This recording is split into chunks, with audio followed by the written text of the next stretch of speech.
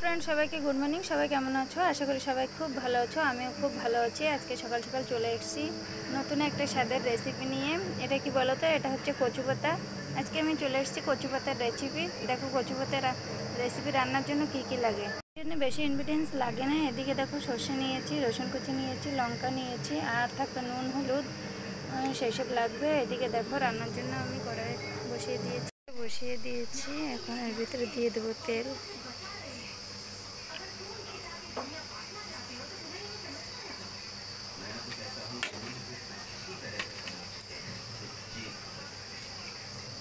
তেলটা গরম হয়ে গেলে দিয়ে দেবো সরিষা,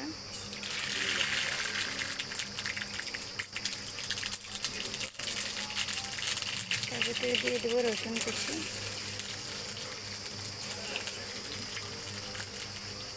চারটে কাঁচা লঙ্কা,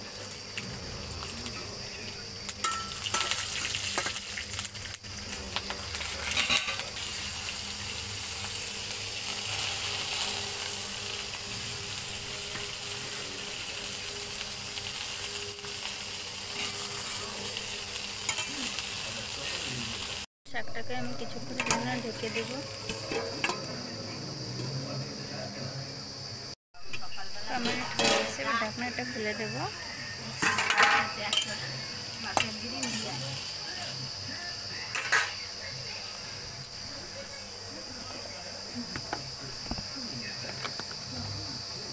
এবার দিয়ে দেবো স্বাদ অনুযায়ী নুন,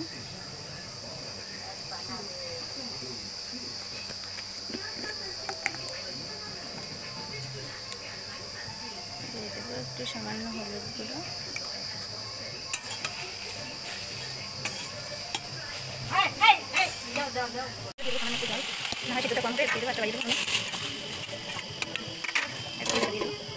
খুলে দেবো।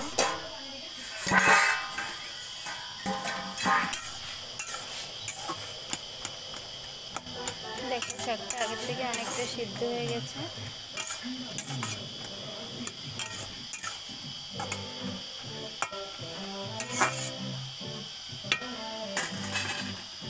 দেখো শাকটা প্রায় হয়ে এসছে।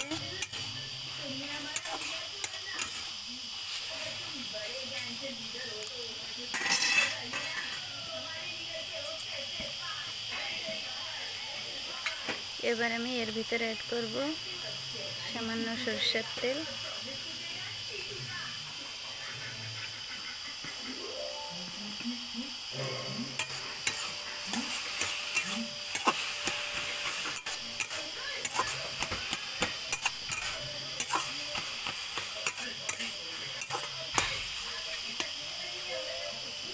ভাজা কমপ্লিট। এবার আমি শাক ভাজাটাকে নামিয়ে নেব। ভাজাটাকে আমি এখন নামিয়ে নিচ্ছি।